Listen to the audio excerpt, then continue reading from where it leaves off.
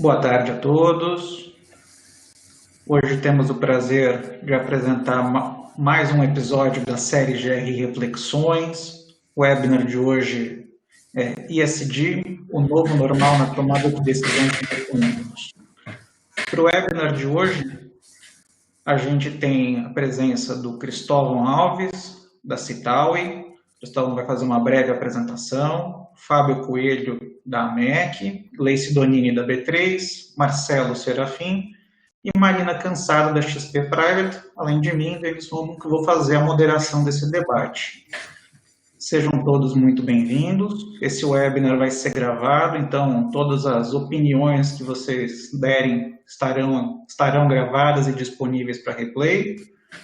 Desde já informo aos participantes que a gente tem o botão perguntas e respostas no canto esquerdo da tela. Esse botão já está habilitado para vocês enviarem perguntas para os nossos participantes.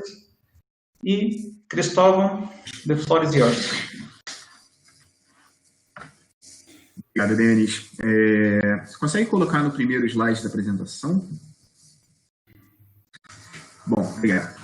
Boa tarde a todos. Meu nome é Cristóvão, nosso da Citaui. Para quem eventualmente não conhece a gente, né, nós somos uma organização brasileira há 12 anos no mercado, com o propósito de mobilizar recursos para impacto socioambiental positivo.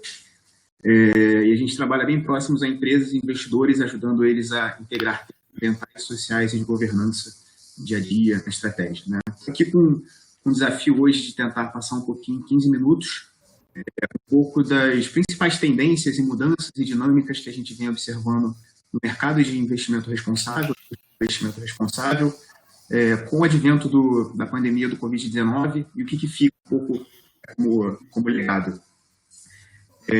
Vou ter o desafio aqui de tentar não ser repetitivo, né? Eu sei que tem vários webinars com temas um pouco similares que vem acontecendo e, enfim, a gente também tem um distanciamento bem curto desse evento, né? Então não tem tanto como ter aquela perspectiva histórica, mas a gente vai traçar um pouquinho do que a gente vem ouvindo e dialogando com os atores de mercado. Bom, vou dividir aqui a minha fala em 3 temas. Tá? Primeiro, falar um pouquinho do que vem, na nossa opinião, ganhando importância no cenário de investimento responsável. Depois entrar um pouquinho abordando um pouco a agenda climática e dar um panorama mais geral, fechando o tema. Então, assim, de forma geral, né, talvez o grande impacto do Covid-19 no cenário de investimento responsável, ou seja, com que os investidores vêm se preocupando mais e com que as empresas também vêm se mobilizando para tentar endereçar esse desafio, né, a gente observa o ganho da importância do S dentro da sigla ESG, né, então, notadamente os temas sociais. Enfim, tem um tópico aqui que é bem interessante de ser abordado, né? Existe um artigo bem famoso do Prêmio Nobel de Economia Milton Friedman, de 1970, que fala que a responsabilidade social das empresas é gerar lucro, né? Que dessa forma os mercados se ajustariam e tudo ficaria bem para todo mundo. Essa premissa e as bases sobre as quais elas são construídas, elas não se aplicam no mundo de hoje. O investimento responsável vem observando isso há algum tempo e com o advento do Covid-19, isso fica ainda mais claro. Tá? Então, acho que as principais vencedoras, né, diante desse cenário são aquelas companhias que elas conseguem demonstrar e implementar o seu valor social, né, ou seja, geração de valor distribuído para a sociedade e para os vários stakeholders com que elas interagem no seu processo produtivo, distribuição e no dia a dia. Tá? Então, acho que o principal legado que a gente observa vindo desse evento do Covid-19 é o reforço, né, um ganho de importância do propósito por trás das companhias. Tá? Então, vou só capilarizar um pouco isso aqui, falando um pouco de quais são os temas que acabam ficando mais e menos em voga diante desse cenário. Acho que o que é bastante importante é a questão da transparência, né? A questão da transparência dos impactos da pandemia e a reação das companhias sobre esse evento. Tá? Não só a transparência sobre como o Covid impacta financeiramente, mas também quais são as ações adotadas para tentar mitigar um pouco os impactos sobre as pessoas, sobre os clientes, sobre os fornecedores, e quais são as soluções que as companhias geram dentro desse contexto. Tá? Então, isso é um ponto bem importante. Para quem acompanhou aí a última leva de relatórios de responsabilidade que vem saindo das empresas, praticamente todos têm uma carta do presidente falando do tema, né? Então, esse é um tema que, essa questão realmente é fundamental agora, as companhias buscarem ser o máximo transparente possível, né, sobre como que esse evento do Covid vem impactando elas e como que elas conseguem responder a isso. Né? Então, vou falar um pouquinho a questão de falar do valor social e propósito da companhia, né, algumas ações que a gente observa que vem ganhando destaque, tanto do ponto de vista de reputacional como de posicionamento das companhias, a questão de proteção social a trabalhadores e pequenos fornecedores, né? Enfim, nos últimos anos, com a tendência crescente de uberização das relações de trabalho, a gente observa que cada vez menos os trabalhadores e fornecedores terceirizados, eles têm mecanismos sociais que protejam ele diante dessas situações mais disruptivas.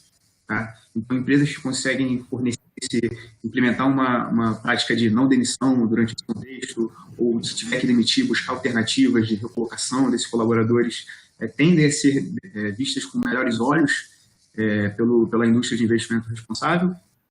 Tá? A questão de apoio direto, né, às comunidades, aos stakeholders, onde essas empresas atuam, também uma boa prática que vem sendo instalada e ganhando bastante importância entre as companhias que aplicam. Tá? E, enfim, outros temas que são bem relevantes nesse contexto, né?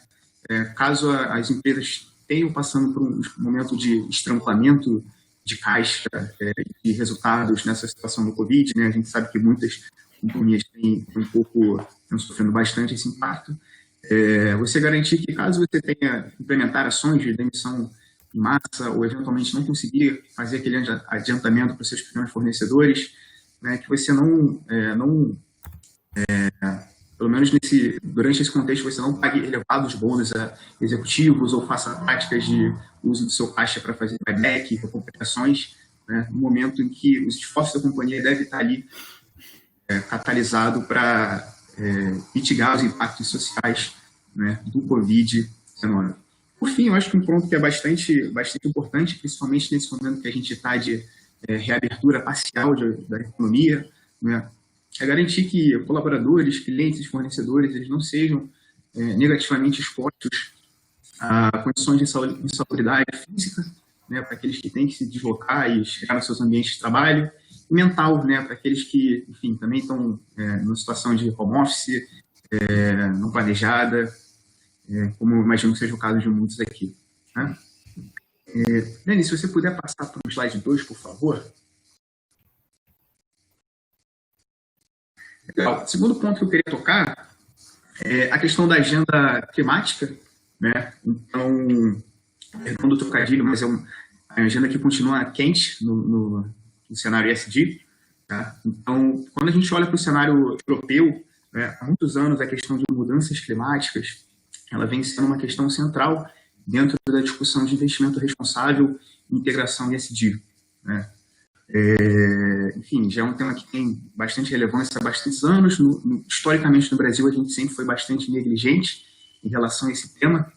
Tá? Mas, enfim, para dimensionar um pouco a importância dessa questão, né, a gente tem em discussão aí no Parlamento Europeu o Green Recovery, né, o Pacto Verde Europeu, onde vem sendo discutida uma solução de recuperação econômica, né, tanto para a União Europeia retomar o crescimento, né, quanto para eles enfrentarem essa questão dos impactos mais de curto prazo do Covid-19,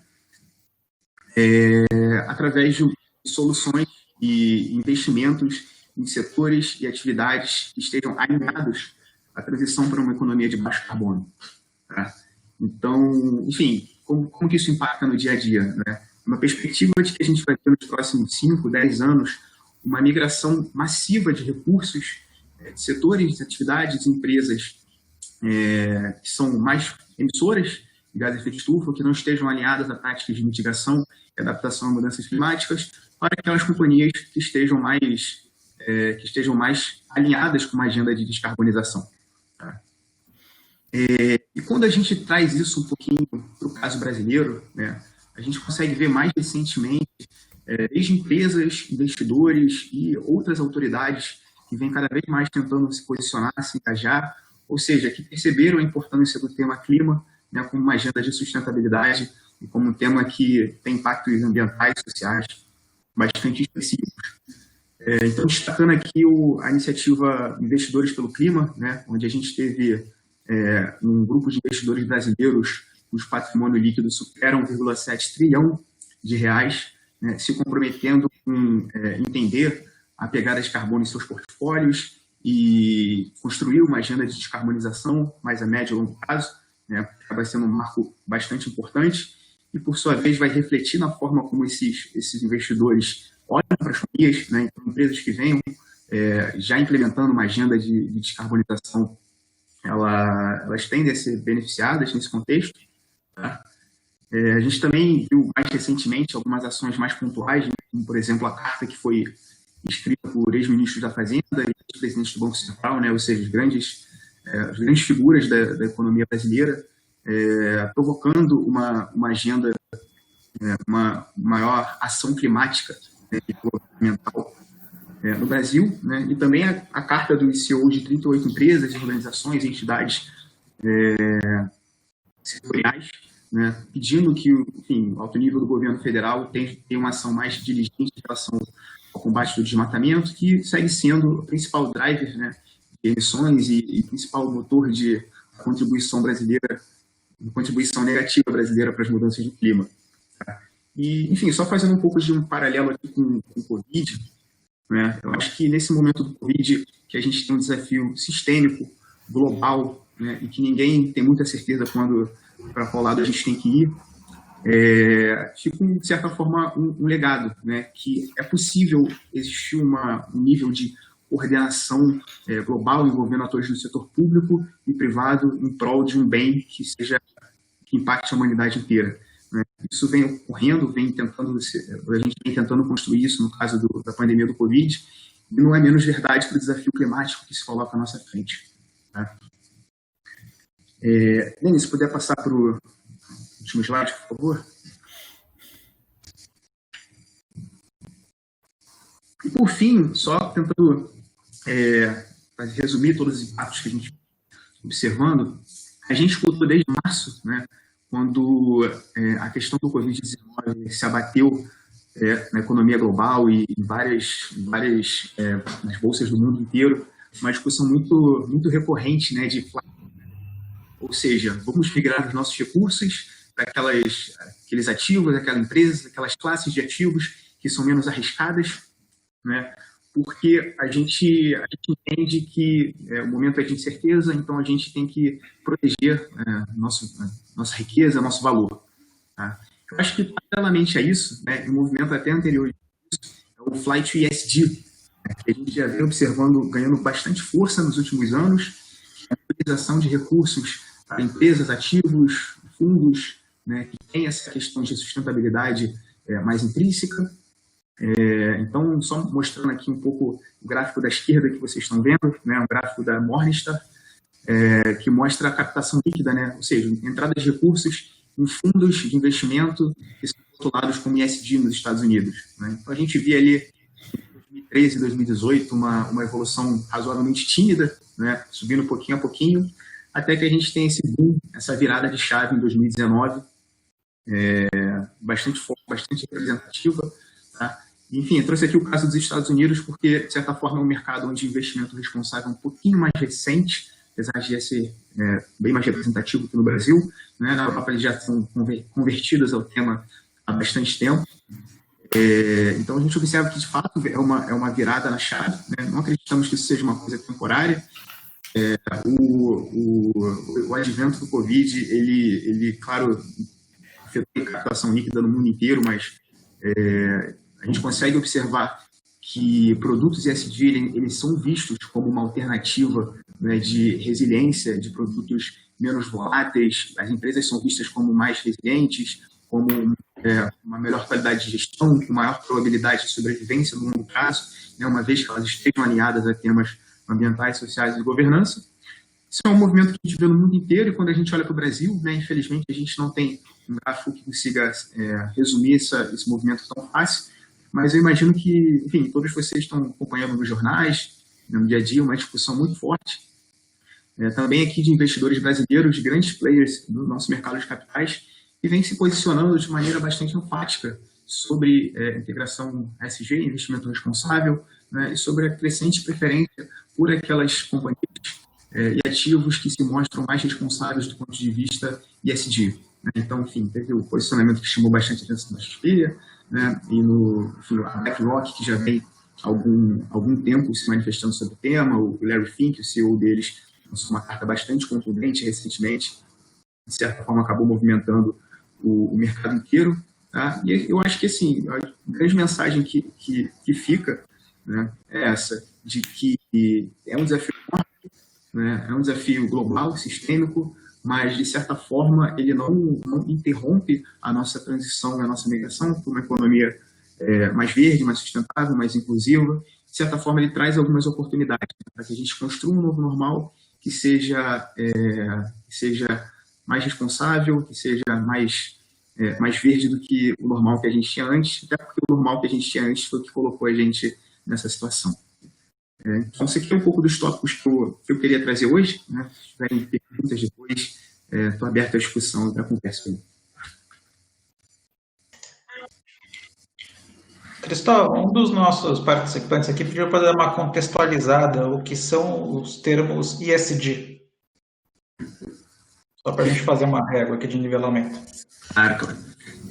ESG é uma sigla que significa, em inglês, né, ambiental, social e governança corporativa. Tá? E quando você faz um paralelo aqui, né, investimento responsável, né, que talvez seja um grande tema aqui por trás, é o investimento que leva em consideração, né, esses temas, se as companhias têm uma boa gestão de temas ambientais, temas sociais, como colaboradores, fornecedores, comunidades, e governança, né, como composição do conselho, transparência, ética. São investidores que levam em consideração essas questões na hora de tomar uma decisão de investimento, tá? E normalmente por duas razões. Uma, porque está alinhada com os valores dos investidores, né, da sociedade em geral, e dois, porque companhias que têm uma boa gestão desses temas, elas conseguem, né, acho que empiricamente, já é comprovado através de milhares de estudos, ter um melhor retorno, gerar um melhor retorno ao risco, né? Ou seja, elas têm menos susto no caminho e no longo prazo elas geram um melhor retorno para o acionista e naturalmente para a sociedade.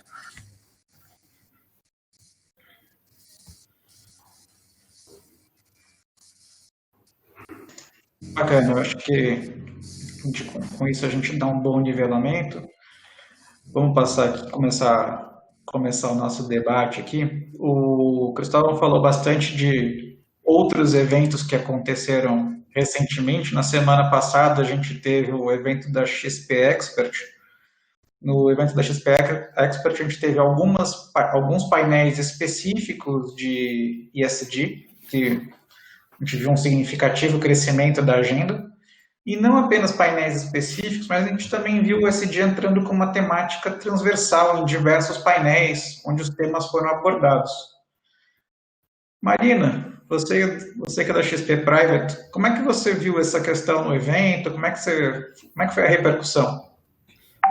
Olha, boa tarde, pessoal. É um prazer estar com vocês aqui. Obrigada, Gláucia, pelo convite. Acho que vou contextualizar um pouquinho por que ESG entrou aí na pauta da XP, né?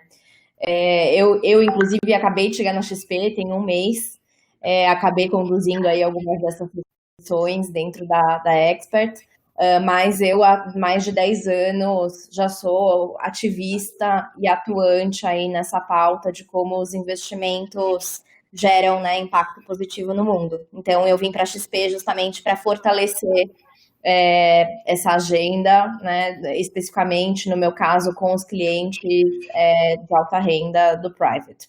Mas acabo que estou apoiando a organização como um todo nesse movimento.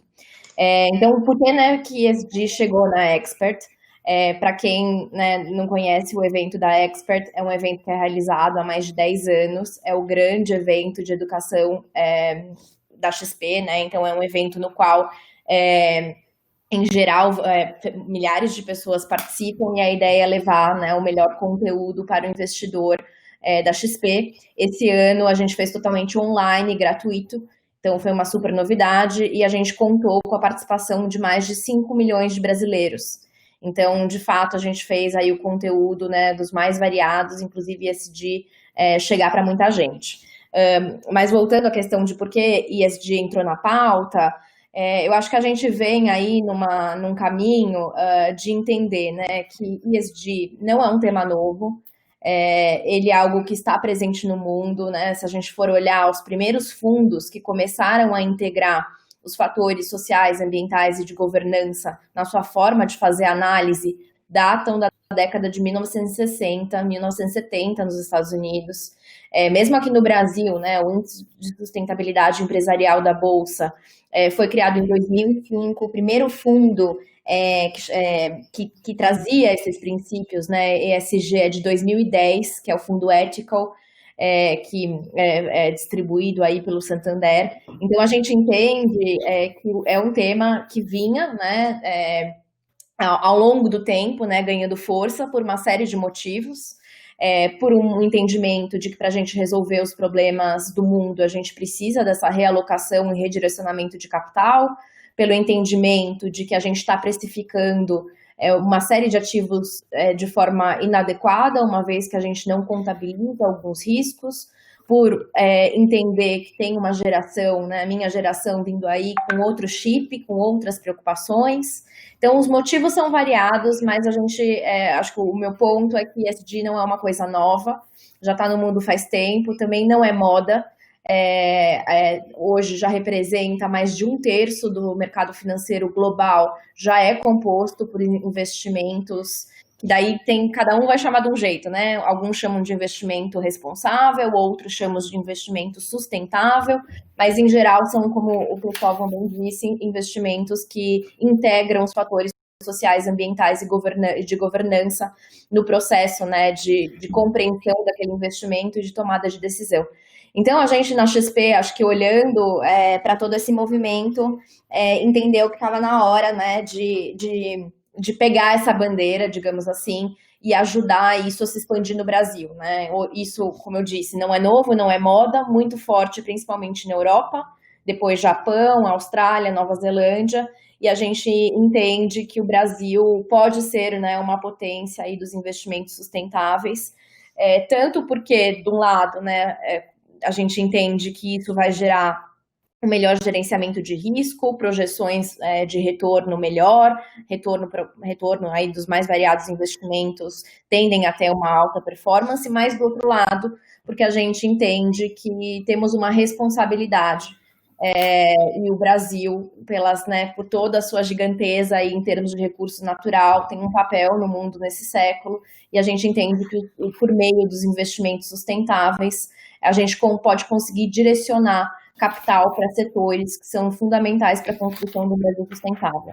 Então, a XP ESG aí é o novo, é o tema agora central em tudo que a gente faz, tanto internamente. Então, foi criada uma diretoria de ESG para coordenar as ações, né, em todo o grupo.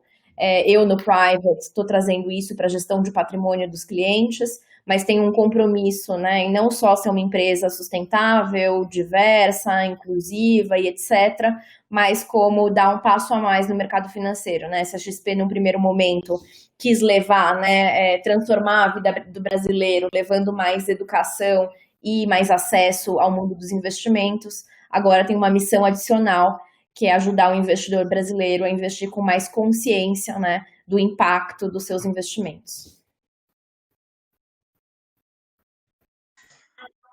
Muito bom, Marina. Marina falou aqui num horizonte de 10 anos, então aproveitar aqui e fazer uma pergunta para a Gleice. Gleice, o ISE é um dos índices de sustentabilidade empresarial pioneiros.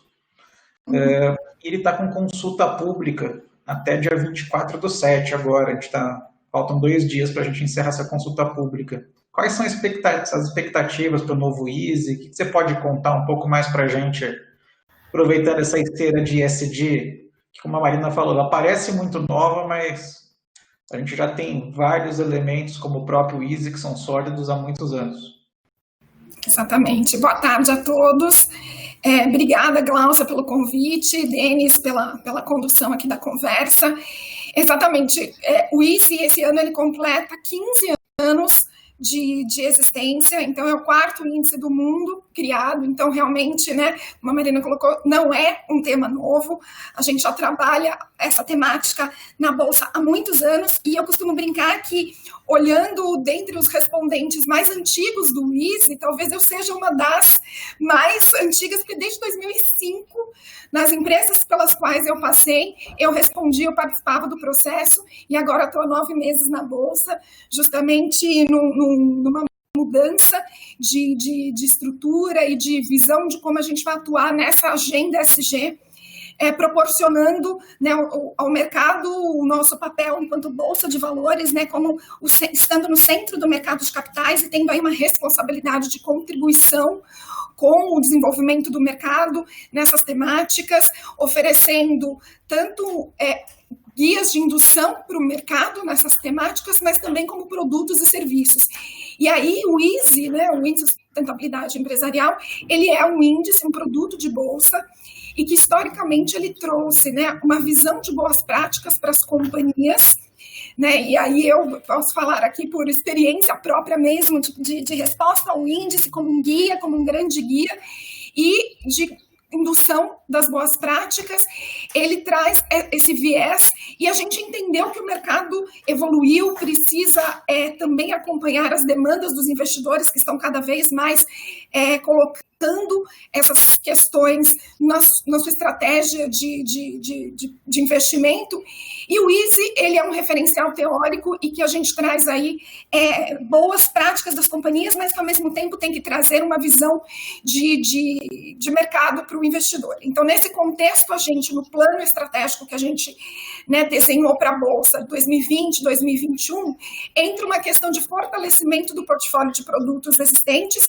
e aí o EASY está nesse escopo e traz essa proposta de mudança para o questionário e para o processo de avaliação como um todo.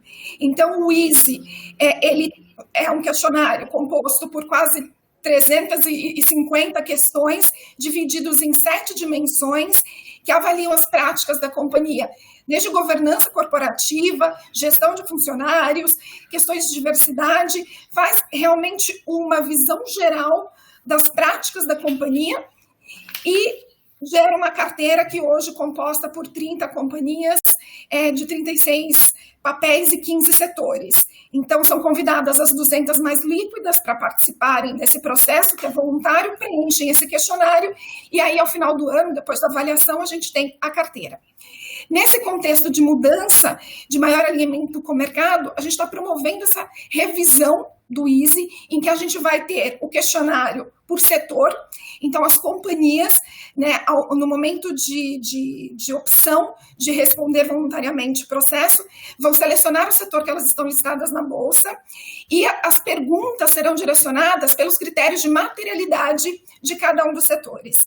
Então, nesse momento, a gente está com 4 frentes de trabalho abertas para que a gente possa ter esse novo EASY a partir de 2021. Então, uma frente de questionário, que é justamente a consulta pública que está aberta, em que a gente já fez um filtro a partir da materialidade por setor, quais seriam as perguntas a serem respondidas pelas companhias, e essa consulta pública está disponível para as empresas, para os investidores, para as organizações da sociedade civil, enfim, para os diversos stakeholders contribuírem com os seus inputs, para que a gente tenha aí um questionário mais conectado com as demandas dos investidores, com o que é realmente relevante para a gestão das companhias no dia a dia, nessa ótica, e um produto em que a gente consiga ter uma carteira com essa avaliação para o investidor. Então, o questionário é uma frente, consulta pública aberta no site do ISE, agradeço se vocês entrarem lá e fizerem as contribuições. Temos uma frente de produtos, então o ISE também tem uma oportunidade de ter outros produtos associados, então um dashboard, eventualmente uma família de índices a partir dessa revisão, então tem uma frente de produtos aberta também que a gente está discutindo, uma questão da própria metodologia, que era um ponto que os investidores, né, estavam trazendo para a gente, da questão da governança, da transparência do processo, da replicabilidade, então a gente também está revendo a metodologia, e uma última frente de sistema para comportar toda essa mudança. Então, a gente espera que a partir de 2021 a gente tenha um índice, né, a composição do processo e uma composição de carteira que reflita as demandas setoriais e as demandas dos investidores que estão conectados com a agenda SG. Gleice, aproveitando aqui, já tô vendo a gente já tem várias perguntas chegando, mas já chegou uma bem do ISE. Então, já que a gente está no ISE, qual é a referência para a materialidade dos setores na revisão do ISE? Ótimo. A gente está fazendo um mix de referenciais de boas práticas já de mercado. Então, a gente parte de uma base da SEM, S&P, né, que é a antiga RobicoSEM, quem participa do processo do Dow Jones já conhece bem. Enfim, a gente usa como o referencial primário, digamos assim, né, no termo de cooperação que a gente está estabelecendo com a SEM, S&P, os setores e os temas materiais. A gente também vai conduzir uma questão de cruzamento com a SASB americana, com a própria GRI, então, né, a gente já tem conversado com a Glaucia de como a gente pode também refletir essa questão no ISE e Sistema B. E, claro, com as contribuições das empresas, com o que é realmente relevante no dia a dia. Então, a gente vai fazer todo esse cruzamento, tendo como referencial a setorização da SEM, S&P, que trabalha há muitos anos também já com o Dow Jones. Tá ótimo, muito obrigado.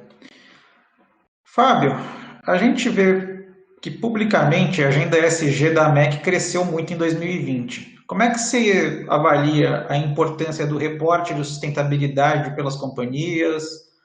Quais oportunidades de evolução você enxerga? Como é que você avalia esse tema? Excelente, Denis. Muito obrigado. Uma boa tarde a todos. Um prazer estar com vocês aqui. Deixo o agradecimento pelo convite.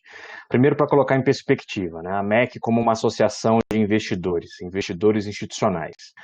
Então, nosso dia a dia aqui é de fazer essa conversa com os donos do capital, os asset owners, aqui no Brasil e no exterior, né? E avaliar como é que esse assunto está evoluindo aqui nas diferentes jurisdições, né? Você mencionou aqui, poxa, Fábio, o tema tem crescido, como é que você avalia essa questão do reporte? Acho que até para dar um pouquinho de contexto, é importante a gente mencionar que de todas as falas aqui que os meus colegas no painel citaram, a Marina, a Gleice e o contexto que foi dado pelo Cristóvão, né, a gente percebe aqui as partes interessadas nesse processo todo do ESG. A gente tem, por óbvio, as empresas, a gente tem os investidores, tem uma figura fundamental aqui, que eu acho que é o beneficiário de tudo isso que a gente está dizendo, que é a própria sociedade, mas tem também uma parte aqui que é a figura do governo. E aí eu vou tentar dar um pouco de contexto de como é que a gente está evoluindo em cada uma dessas caixinhas aqui. Começando pela questão dos investidores, a gente vê que o assunto, né, o Cristóvão deu pano de fundo aqui, que o assunto clima na Europa, ele é muito forte. A gente tem outros temas do campo da sustentabilidade que também estão muito mais fortes fora do Brasil do que aqui. Aqui no Brasil, se a gente pudesse colocar isso em perspectiva histórica, né, a questão da governança corporativa, até pelo nosso histórico aqui, de diversas situações, né, de corrupção nas empresas, os comitês de investigação, né, o G acabou evoluindo de maneira mais forte. A gente enfrentou a questão do social também com histórico de muita frequência de tratativa, mas a questão ambiental ainda é um ponto no Brasil que não evoluiu, né? E quando a gente olha todas essas partes interessadas aqui, a gente conversa com as empresas e tenta entender um pouco de por que esse assunto, se já evoluiu muito, ainda não pode ganhar um pouco mais de velocidade dentro do Brasil, né?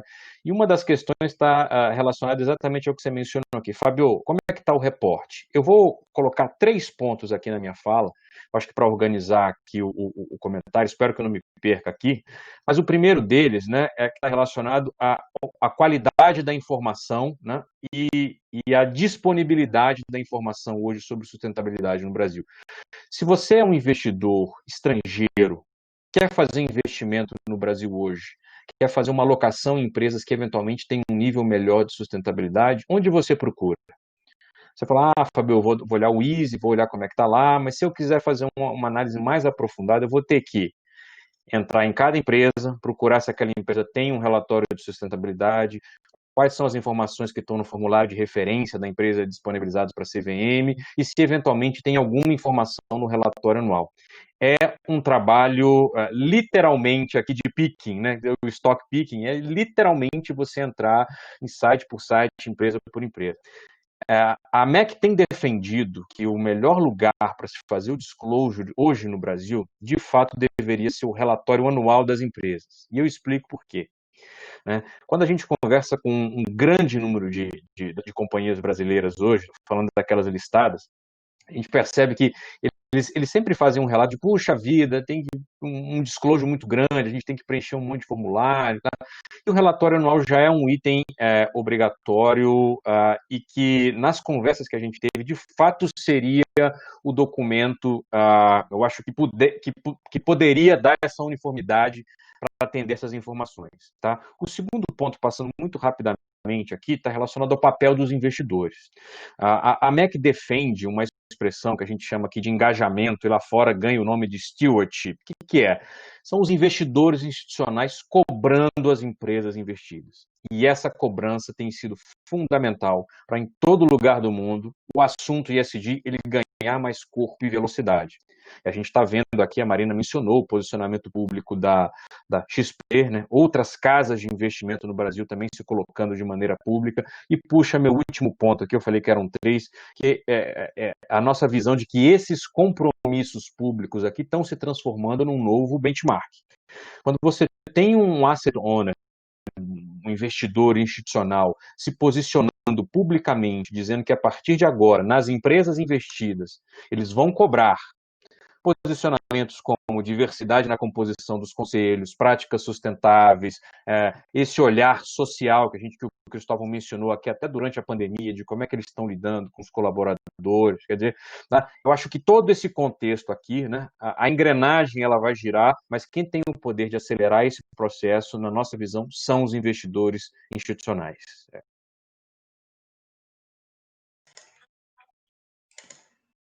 Muito bom. Marcelo, conta pra gente um pouco, dá uma breve descrição do que é o PRI. E recentemente, para o pessoal dar uma contextualizada, e na sequência, um outro ponto que me chamou bastante atenção foi o lançamento do relatório framework para engajar os investidores, os investimentos dos signatários do PRI com a visão de ODS. Como é que você avalia o potencial e impacto dessa iniciativa no Brasil?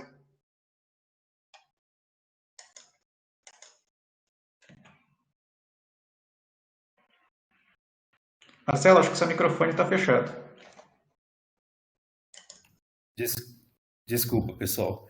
Mas para mim agora, falar de investimento responsável e ESG fica muito mais fácil, né? Porque as pessoas já dominam o assunto, né?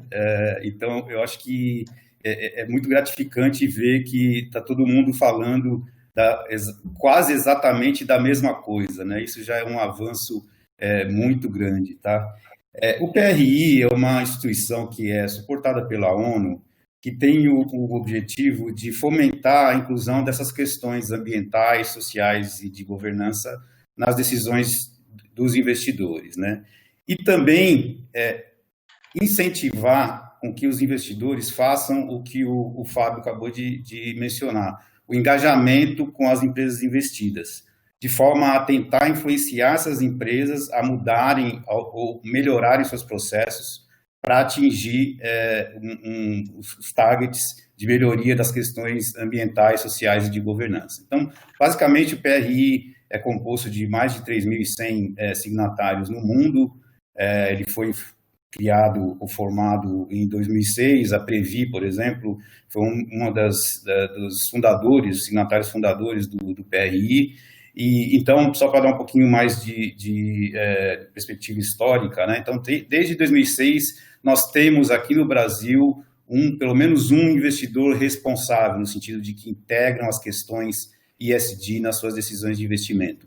Mas, quando a gente fala de questões ambientais, a gente não custa lembrar que desde a década de 70, aqui no Brasil, o BNDES já exige que, para que os seus financiamentos sejam concedidos, exista um estudo de impacto ambiental. Então, isso é uma coisa que os próprios bancos públicos já vêm fazendo desde a década de 70. E graças a Deus, isso agora está criando muito mais corpo no Brasil e no mundo, né? O próprio crescimento do número de signatários do PRI no mundo já é uma prova disso, principalmente nos Estados Unidos, onde até eu poderia achar que a agenda governamental poderia brecar isso, mas, pelo contrário, parece que existe até uma reação contra essa agenda governamental, e os investidores estão cada vez mais assimilando essa agenda do ESG. Bom, quando a gente fala de ODS, bom, acho que existe também uma necessidade aqui da gente explicar um pouco mais essa sopa de letrinhas que a gente está falando aqui, né? Então, ESG, acho que todo mundo já conseguiu assimilar que é uma forma de integrar as questões ambientais, sociais e de governança nos processos de investimento dos investidores. E o que são os ODS? Os ODS foi uma forma que a ONU estabeleceu, criou, né, de estabelecer um vocabulário comum entre governos e a iniciativa privada para atingimento de objetivos que são de interesse comum da sociedade como um todo, né? Então, aqueles 17 objetivos que a ONU colocou em 2015, eles são praticamente o que todo investidor responsável, toda empresa responsável procura. Ela procura, fazendo ações, incluindo questões ESG nas suas decisões, ou sendo uma empresa sustentável, ela, no final das contas, está tentando atingir ou contribuir com algum objetivo de desenvolvimento sustentável que a ONU estabeleceu lá em 2015. E o PRI, obviamente que dentro do board do PRI existem duas cadeiras da ONU, tá? Uma delas é a UNEP-FI, né, que é o braço da ONU que cuida dessas questões de ESG dentro do mercado financeiro, e a outra cadeira é o próprio Pacto Global. Então, são os dois parceiros que o PRI tem dentro do board, no board da instituição. As outras 10 cadeiras são compostas por investidores, ou seja, o PRI é uma instituição de investidores para investidores. E aí o que foi identificado? Que faltava no PRI, ou faltava para os investidores, uma ferramenta que pudesse possibilitar ou facilitar com que esses investidores buscasse o atingimento ou a contribuição para o atingimento desses ODS, tá? Então, a gente fala muito de impacto, investimento de impacto, mas a gente nem está falando de investimento de impacto aqui, tá? A gente está falando de investidores mainstream, tá? Que, por qualquer razão que seja, ao longo da cadeia de investimento, da cadeia de operações que esse investidor financia, gera algum impacto ou positivo ou negativo. E esse framework que o PRI desenvolveu é justamente para identificar dentro dessa cadeia quais são os impactos positivos e negativos dentro das operações das empresas. Então, eu vou dar um exemplo, tá? Eu trabalhei numa empresa americana, que era uma empresa química e utilizava num dos seus processos um solvente, um produto com uma base de solvente, que é um produto volátil, enfim, que emite gases de efeito estufa. E fornecia esse produto para uma empresa, uma montadora de ônibus no sul do Brasil. E aí, o que foi identificado? Foi identificado que esse produto, obviamente, gerava um impacto negativo para a sociedade. Tanto que até os aplicadores ficavam até dopados por causa do produto, que era muito volátil e estava atingindo até a própria saúde das pessoas. Então, o que foi feito? Foi proposto para o próprio cliente, né, no caso, essa empresa de ônibus, que ela mudasse a linha de produção para que fosse assimilado um produto com base água ao invés de base solvente. Então, o que eu quero dizer com isso? Isso foi uma iniciativa da própria empresa, mas o investidor ele pode muito bem mapear dentro da cadeia que ele financia quais são as oportunidades de diminuir impactos negativos ou de aumentar os impactos positivos para direcionar esses impactos no atingimento dos ODS. Então, é um modelo bem, assim, eu diria até que intuitivo, tá? Ele é composto de 5 fases. Primeiro, você identifica os impactos, né? Que geralmente eles são não intencionais ou até mesmo desconhecidos, né? Depois dessa fase, você estabelece metas de aumento, né, de geração de impacto ou diminuição de geração de impacto negativo, etc. No terceiro momento, você passa a moldar o impacto. O que a empresa pode fazer para melhorar, aumentar ainda mais esses impactos positivos ou diminuir ainda mais os impactos negativos. Uma quarta fase, o modelo preconiza que tem que haver uma ação coletiva para que esses impactos tenham um ganho de escala, né? Porque os ODS, obviamente que nenhum investidor sozinho ou uma empresa sozinha vai conseguir fazer uma mudança significativa para os vários desafios que o mundo tem. Então, a ação coletiva é muito importante. Vou dar um exemplo de ação coletiva. Em junho desse ano, vários investidores europeus enviaram cartas ao governo brasileiro, às embaixadas brasileiras na Europa, pedindo mais transparência e um combate mais efetivo ao desmatamento, né? Então, isso foi uma ação coletiva. E qual foi o resultado disso até agora? Bom, a gente teve um resultado concreto que foi o anúncio de uma moratória de 120 dias nas queimadas na região amazônica e no Pantanal. Ou seja, uma ação coletiva tem muito mais eficiência e pode ser muito mais rápida do que uma ação individual. As ações individuais, obviamente, que são muito importantes. Por exemplo, a BlackRock fez um anúncio dizendo que vai descarbonizar o portfólio de uma forma, ou vai diminuir a carbonização do portfólio, digamos assim,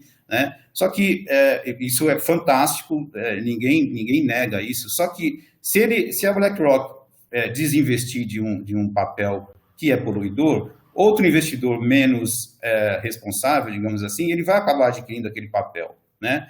Então, no balanço, você pode não ter um ganho em termos de emissão, né? Então, as ações coletivas de engajamento, elas são mais importantes do que os filtros negativos que a gente faz em ESG. Então, é isso que o modelo tenta colocar de uma forma que as ações não sejam só individuais, mas colocadas de uma forma coletiva para poder causar mais impacto no mundo e melhorar as condições que a gente precisa que a sociedade tenha. Não sei se eu fui claro.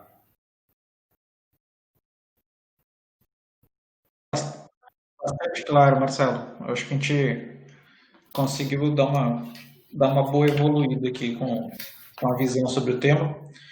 Combinar um pouco aqui agora perguntas que estão chegando dos nossos espectadores aqui. Como identificar um fundo de investimentos ou empresa que incorpora de forma significativa e genuína questões ESG, iniciativas de greenwashing e social washing?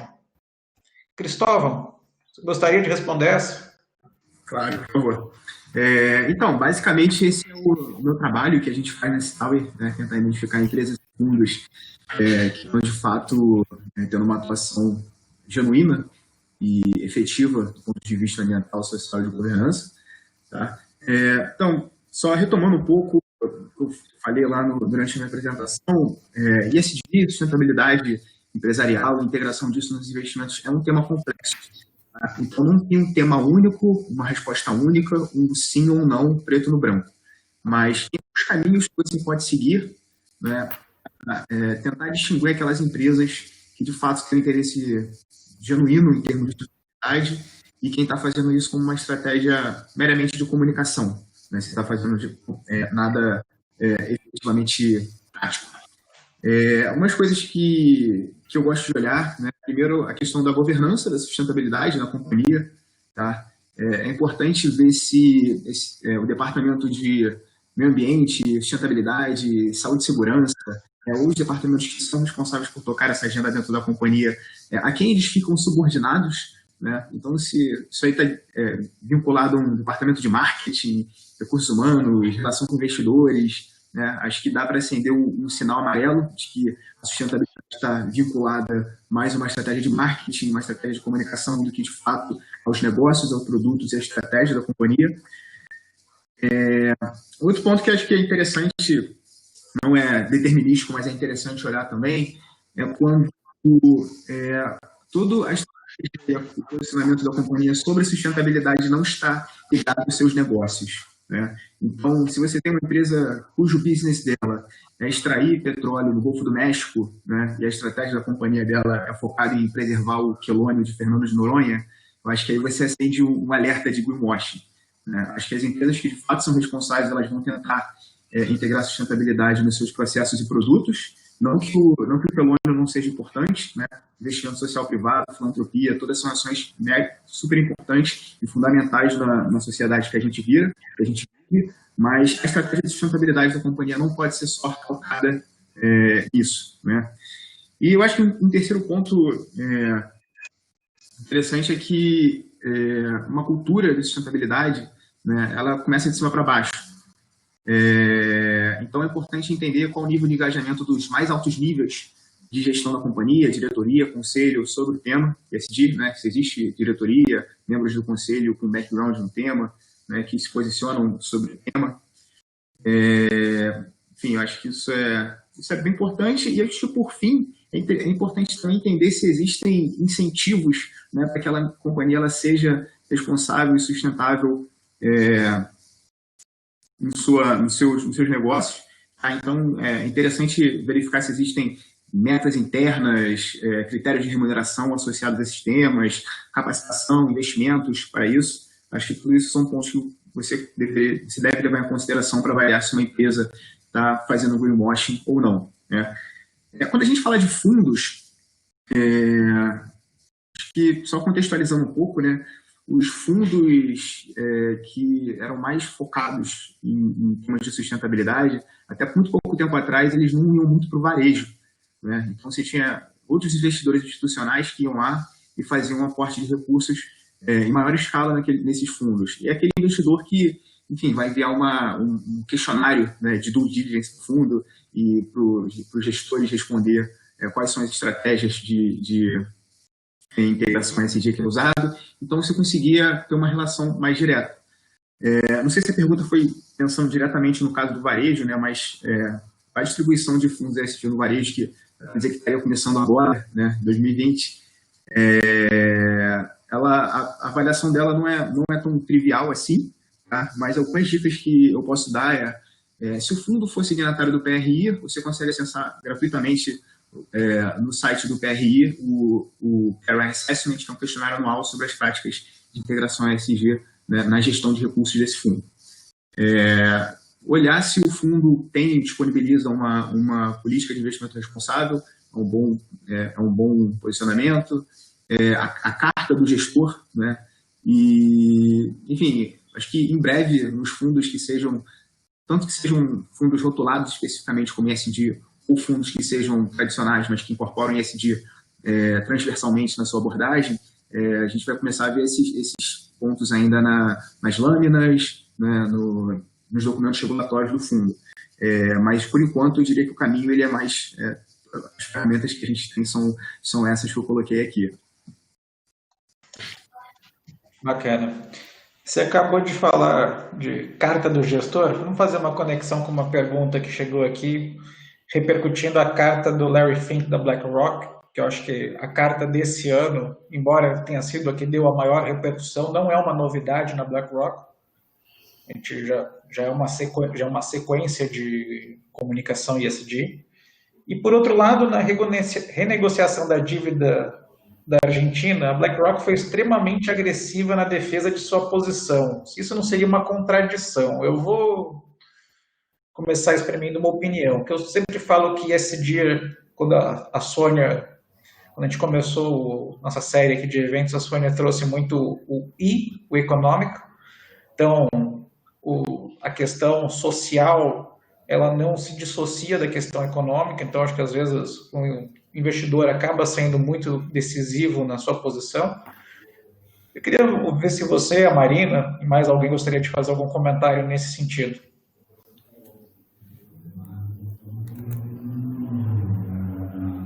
Marina? Posso fazer? Olha, o que eu diria é que a gente está numa transição para um novo modelo, uma nova forma de se pensar, né, o papel das empresas e o papel do capital na sociedade. E é uma jornada que sim vai ter contradições no meio do caminho, né? Eu acho que a gente já tem aí um pool de atores num extremo que já nasceu com essa essência muito pura, né, de usar o capital para transformação, para o impacto social e ambiental, ou de utilizar seu papel de investidor de uma forma muito clara nessa direção, mas a gente tem uma série de outras organizações que estão no caminho, né, na busca de serem melhores, mas é uma jornada. Então, acho que as contradições vão acontecer até que um dia, quem sabe, a gente, né, nem fale mais em mercado financeiro tradicional e mercado de finanças sustentáveis, né, seja uma coisa só.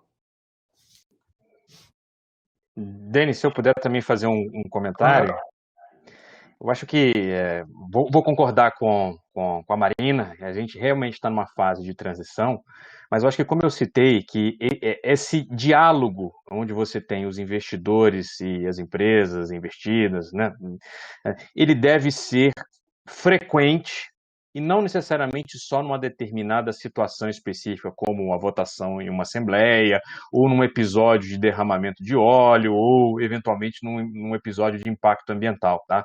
E eu acho que esse compromisso público dos investidores com esse relacionamento com as empresas deve ser o mais relevante, até para ajudar a responder aquela pergunta que o Cristóvão puxou aqui de, puxa vida, como é que eu identifico alguém genuinamente engajado, daquele que pode ser que sim, pode ser que não? Esses compromissos, esses sinais públicos de engajamento, eles se manifestam de diversas formas. Eu vou citar aqui a questão do stewardship, que é, na verdade, uma manifestação pública do investidor para ele dizer o seguinte: olha, eu assumo o compromisso público de dar disclosure das empresas com quem eu estou me relacionando, os motivos, eventualmente, pelos quais eu estou me relacionando de maneira mais forte com eles. Então, se você pegar relatórios que são públicos, né, enfim, no Brasil e no exterior, mas no Brasil, no próprio site da MEC, você pega investidores que dizem, olha, eu estou fazendo um engajamento forte neste ano na empresa X, Y e Z, por esses motivos. A empresa X tem um problema histórico de compensation que não está alinhado com metas e que está desalinhado com o ambiental, então, portanto, eu estou indo lá em toda a assembleia e votando dessa maneira. Esse é um compromisso público genuíno. A gente tem uma série de assets hoje no Brasil que já se manifestaram com interesse de ter esse disclosure público do engajamento, né, do stewardship. Eu acho que dá um pouco de resposta, um pouco de luz para isso que está acontecendo, a gente separar aqui, eventualmente, joio do trigo nesse processo de aprendizado. Denis, se eu puder também fazer só adicionar um comentário sobre os títulos da dívida da Argentina. Assim, eu acho que muita gente também coloca a questão do ESG um pouco fora do contexto, né? O ESG, na verdade, ele é mais são 3 letras que representam, numa análise de risco, 3 tipos de riscos que os investidores até então não acrescentavam nas suas análises de risco, assim, o investidor menos atualizado, digamos assim. Então, os riscos ESG, eles não são determinantes numa análise numa avaliação financeira, tá?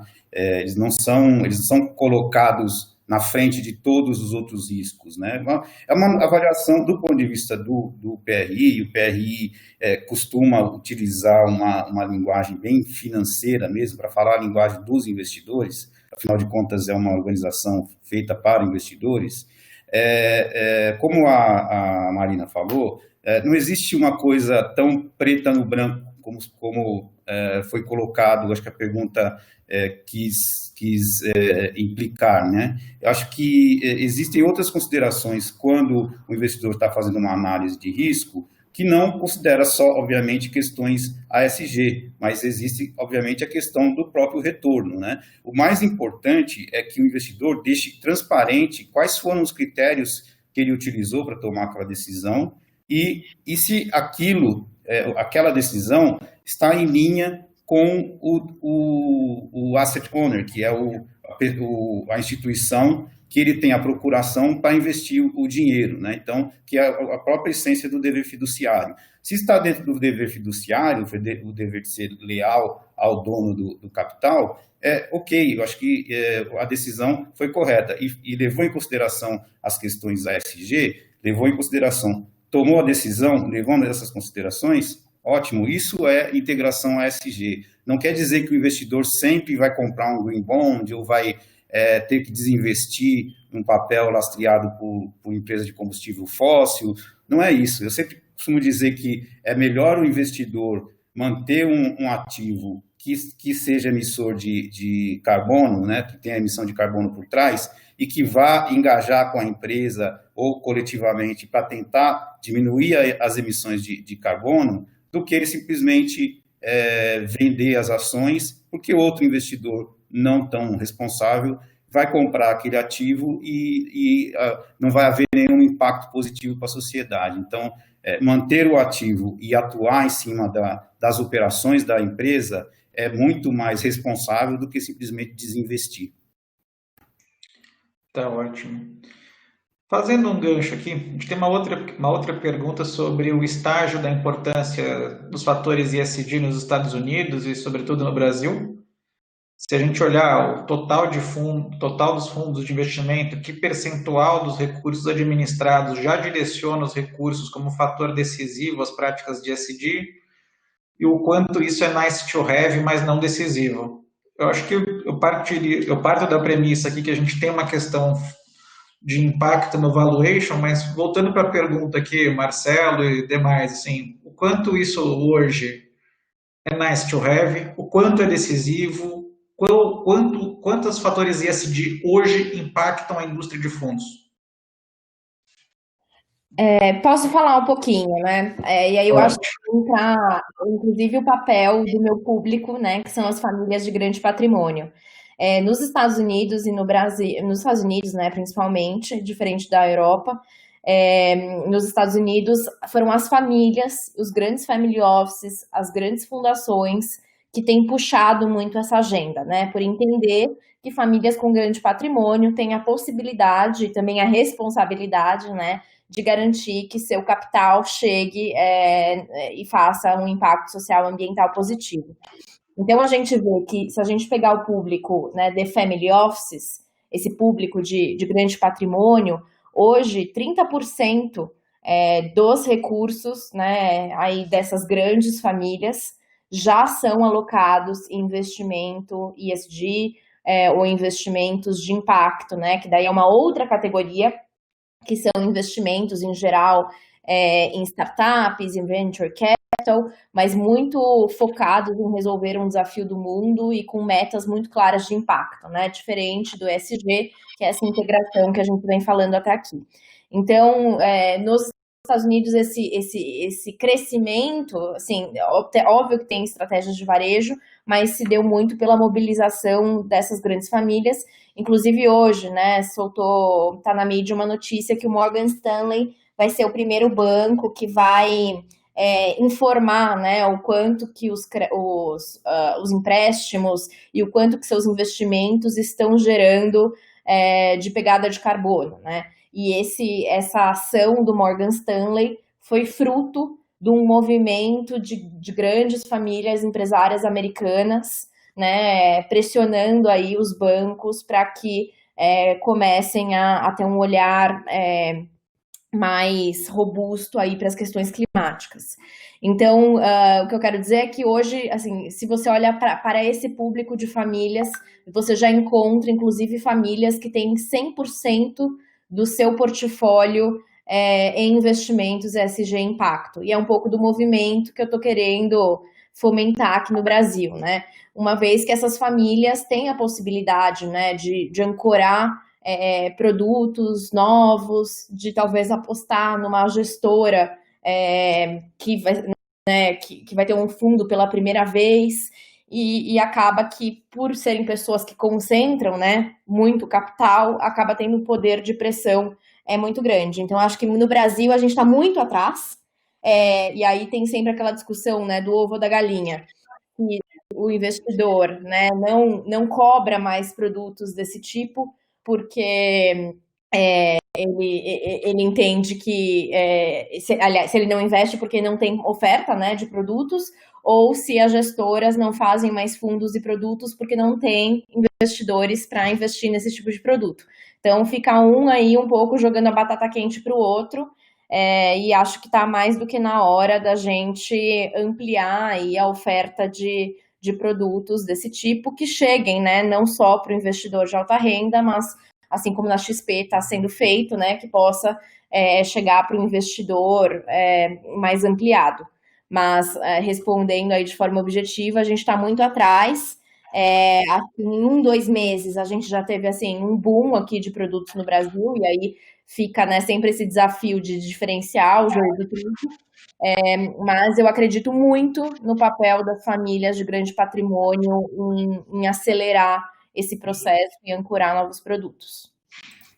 Posso Pois não. Posso tentar contribuir com outro viés, com outro olhar também, né, nesse mercado que, enfim, dado o nosso contexto todo de pandemia e o mercado aquecido, né, o mercado de capitais, enfim, a gente teve a entrada de um público, que é o público pessoa física na Bolsa, e que, só para vocês terem uma ideia de números, dos 6 primeiros meses foram mais de 650 mil novos CPFs, pessoa física entrando na Bolsa, e se a gente faz um recorte de idade, em sua maioria de 26 a 35 anos. Então, a gente está falando também com um público da geração millennial que tem um olhar diferenciado, né, para a escolha de onde vai trabalhar, e que a gente tem aí uma oportunidade de também uma educação focada em ESG para esse perfil de público, acho que de uma forma mais intensiva daqui para frente, para que ele também contribua nas suas tomadas de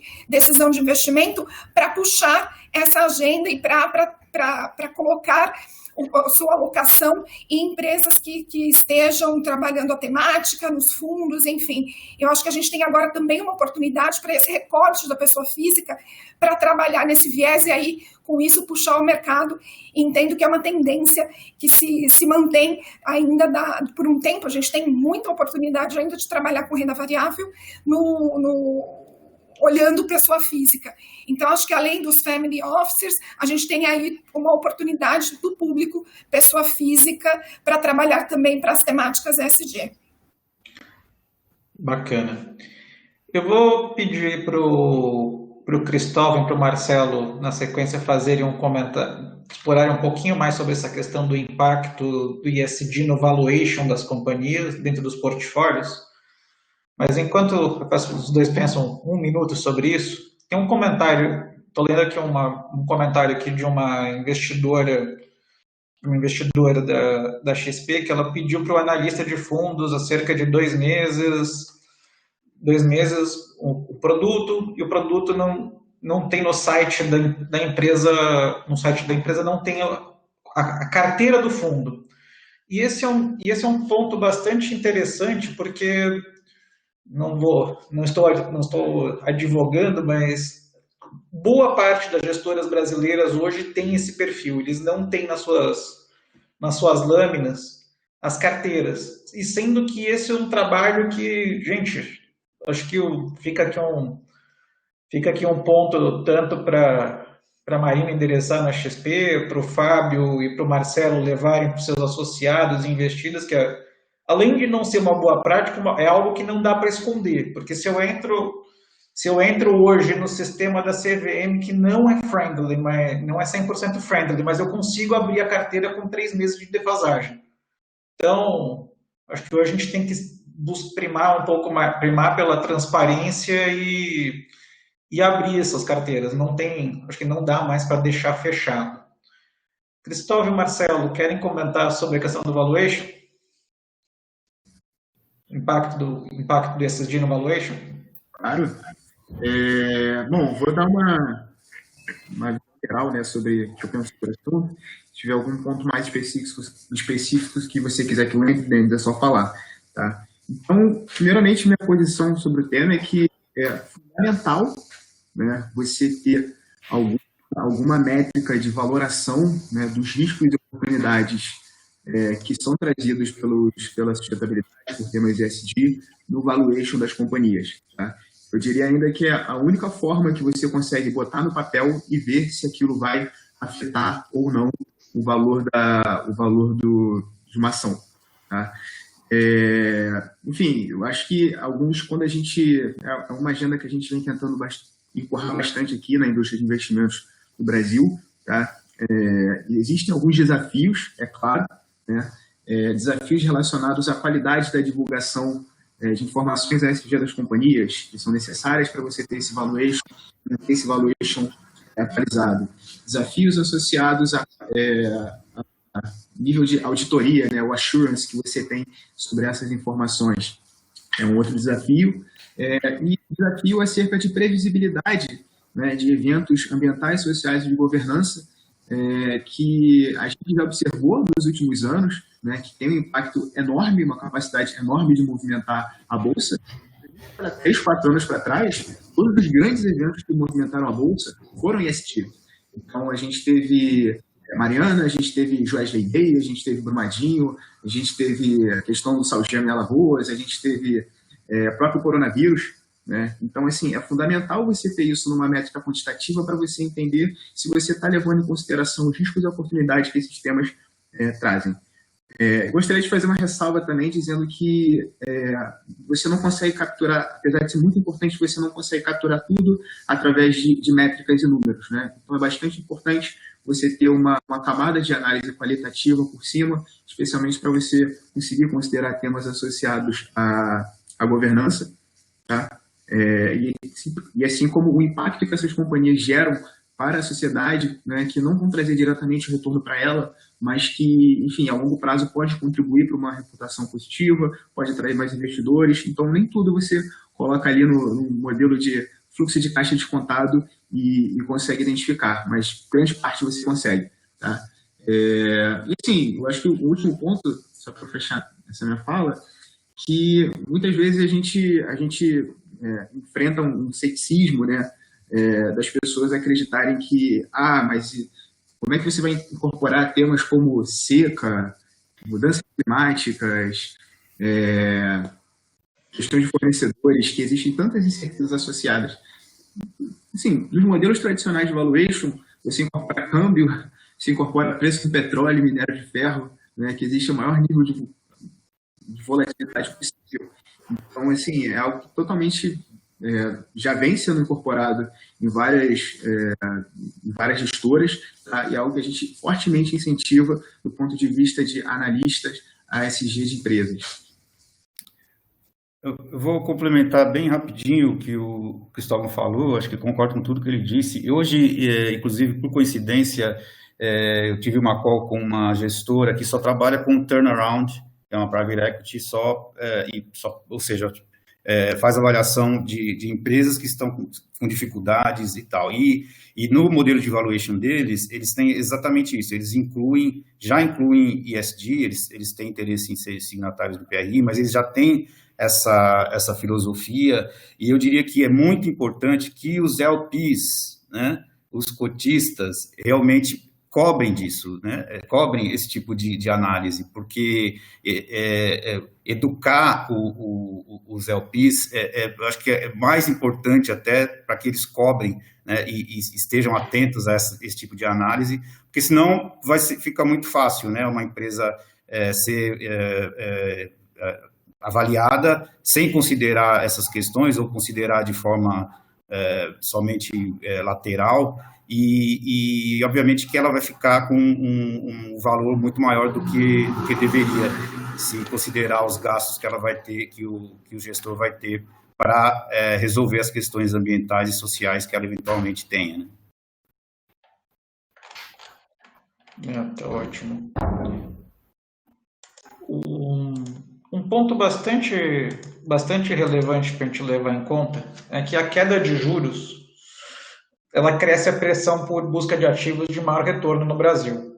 E o mercado doméstico também vem ganhando maior protagonismo na Bolsa, inclusive até pelas pessoas físicas, como a Gleice bem pontuou, mas também pelo institucional. Fábio, como é que você avalia o crescimento e a sustentação da integração da análise de investimento, considerando os fatores ESG no Brasil? Lembrando que é uma questão muito mais madura no exterior, principalmente na Europa, ganhou bastante atração nos Estados Unidos. A gente vê até que no último ano o Marcelo ganhou novos signatários no PRI. Primeiro, Fábio, como é que você avalia essa questão? Olha, essa é uma questão super interessante, Denis, porque quando a gente olha no mundo, né, quais são os investidores institucionais que mais têm se posicionado e efetivamente têm condição de movimentar aqui um volume de recursos absurdo na direção aqui de investimentos sustentáveis. A gente olha que os fundos de pensão no mundo são os maiores institucionais nessa direção. A gente está falando aqui muito de mercado de fundos, mas quando a gente olha a indústria hoje de fundos de pensão migrando para o Brasil aqui e de seguradoras, né, na linha, enfim, de recursos em equity, né, a gente está falando nos fundos de pensão de um volume que antes da crise estava beirando 200 bilhões de reais em equity, nos fundos de pensão, e um pouco menos do que isso, mas um valor dessa monta também nas seguradoras. Então, olha o volume do que a gente está falando. Tá? E aí fica uma pergunta, né? Com a queda dos juros que você mencionou aqui, o que esses investidores vão fazer? Eles necessariamente vão ter que incorporar mais equity em suas carteiras. Isso é um fato, porque eles precisam entregar um equilíbrio da aposentadoria das pessoas nesse setor. Né? E se a gente tem, então, como eu citei aqui, né, um ponto percentual de aumento de alocação, tanto nas seguradoras quanto no fundo de pensão, a gente está dizendo aqui que facilmente a gente vai entregar mais 15 bi de reais nessas classes de ativo, né? Um ponto percentual. Tá? E aí a pergunta que está por trás disso, né, é de como é que o Brasil vai se posicionar para uma demanda natural de investimento nas empresas.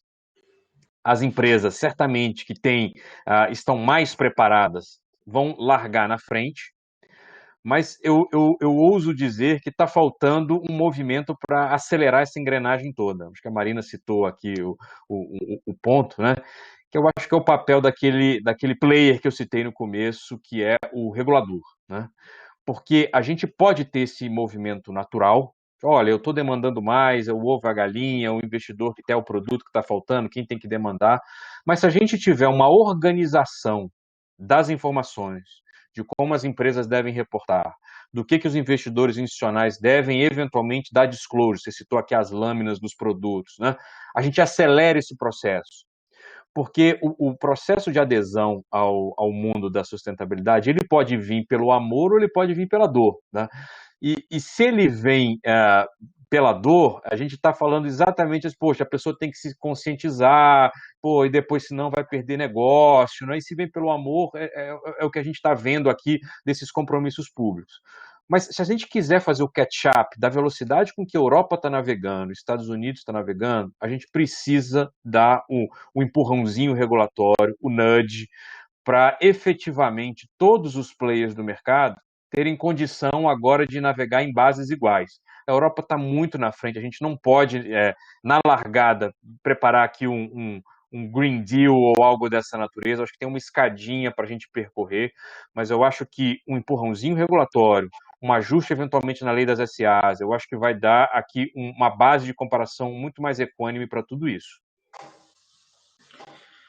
Só uma provocação aqui, mas o simples custo de capital já não justificaria esse empurrão? A gente precisa de ação do governo? Na minha visão, sim, porque você pode ter uma assimetria informacional muito grande, né? O que eu citei aqui, né? Fabio, isso aí já vai se refletir eventualmente no custo do capital das empresas, o investidor bem informado vai ter condição de fazer esse valuation, né? Que foi uma das perguntas que apareceu aí. E se você tiver essas informações organizadas, você acelera esse processo, porque senão o que acontece? Você tem que acabar dependendo das consultorias de uma maneira muito mais forte para eles traduzirem ou buscar essas informações que não são necessariamente públicas. A gente teve uma reunião recente na MEC, onde um provedor de serviço disse o seguinte: puxa, mais de 50%, quase 50% das informações hoje que se justificam para você auxiliar o investidor na decisão, ela não é pública. Então, eu tenho que olhar, eventualmente, uma imagem de satélite para confirmar se, eventualmente, uma empresa diz que está fazendo uma operação de tal natureza, se ela efetivamente está, se, enfim, outras operações dessa natureza, se de fato está sendo cumprido, se não é um greenwashing, eu tenho que ir atrás de uma informação para confirmar isso. E se você tem isso como algo mandatório, você, inclusive, pode punir, eventualmente, partes interessadas que efetivamente não estejam cumprindo. Eu acho que com serenidade, não pode ser tudo de uma vez, mas tem um degrau muito importante para a gente avançar nisso, Denis. Denis, posso só fazer um complemento no que o Fábio falou sobre regulação? É bem rápido, tá? É só para dizer que os investidores que estão incorporando essas questões de ESG, na verdade, no ponto de vista do PRI, eles já estão se adiantando a futuras regulações.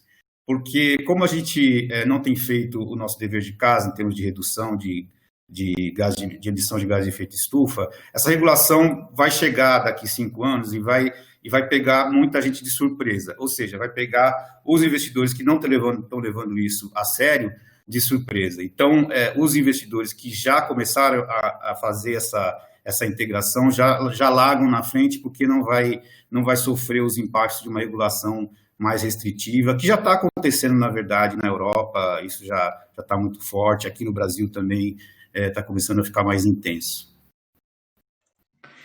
Tá ótimo. Marcelo, algum comentário adicional sobre a questão de impacto do ESG no valuation?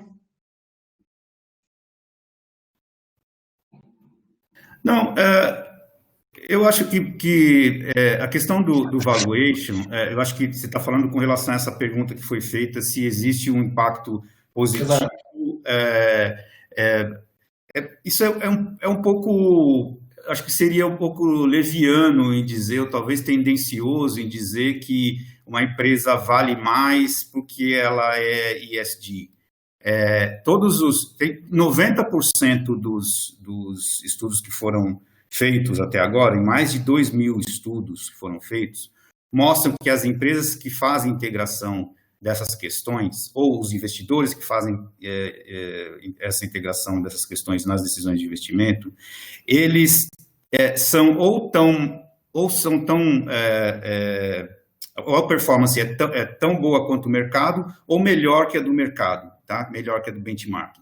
Então, assim, dos estudos que foram feitos, em cima do resultado de performance das empresas, é verdade que em 90% dos mais de 2.000 estudos, essa relação positiva, essa correlação positiva existe. Mas existiram também 10% dos estudos que foram feitos que mostraram uma correlação negativa, tá? Então, eu gosto de mostrar esses dois lados, e também porque nem gosto muito de falar, por exemplo, que os fundos de ESG foram mais resilientes nesse período de pandemia. Bom, o período de pandemia ainda não acabou, né?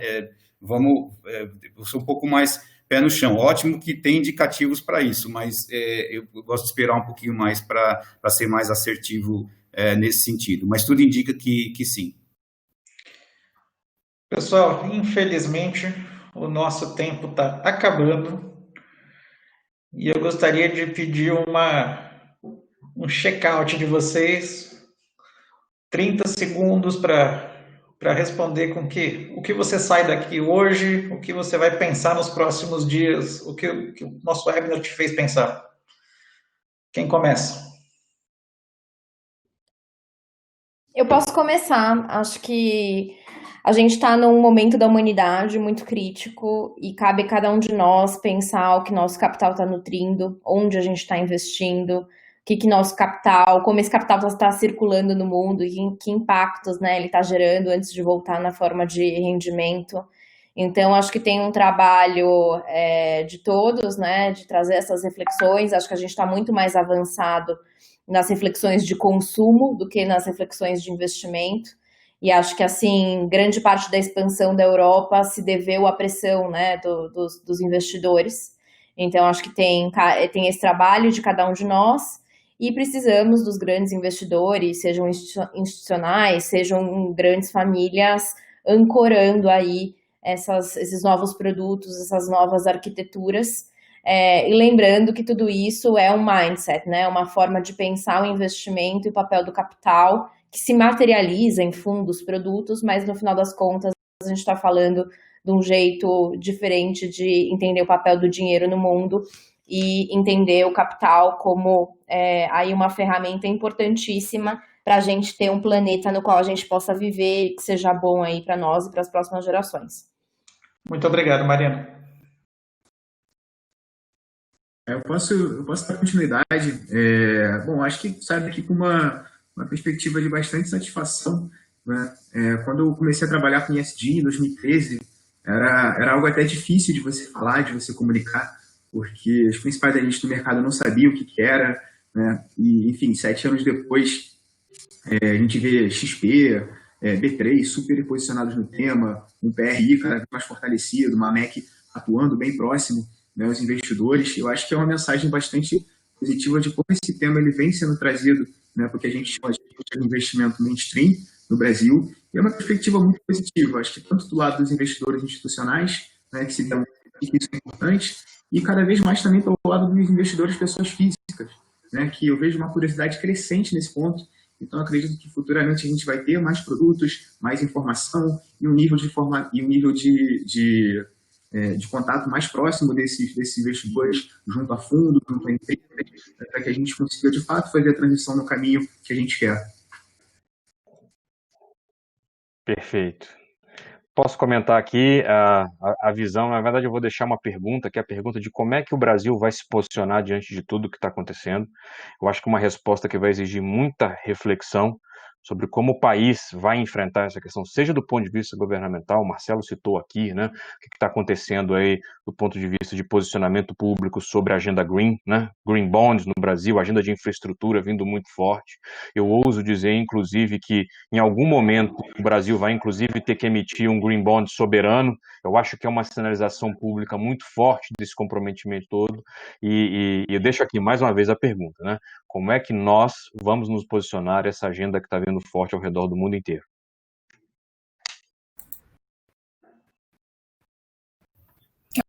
Eu posso continuar aqui nessa provocação, acho que do Fábio, justamente de o quão complexo é todo esse ecossistema que a gente precisa lidar daqui para frente, né, com os diversos players, né, os diversos stakeholders, e como que a gente se articula justamente nessa busca de referenciais para as empresas, para os investidores, para essa transição que estamos numa jornada. E eu acho que a partir do momento que o investidor se posiciona fortemente nos últimos tempos, a gente consegue acelerar esse processo que a gente já vem trabalhando há muitos anos.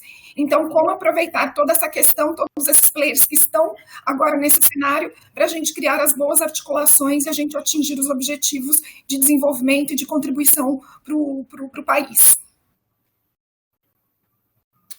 Acho que... Bom, pessoal, eu acho o seguinte, a gente está vivendo um momento assim único, eu acho, e a gente está começando a colher os frutos de uma conscientização maior com relação às questões de ESG. Existem várias iniciativas assim muito legais acontecendo, uma delas é o Laboratório de Inovação Financeira da CVM, a BDE e GIS. Eu acho que também a gente também tem que tomar cuidado com as questões de greenwashing, tem que ficar muito atento a isso.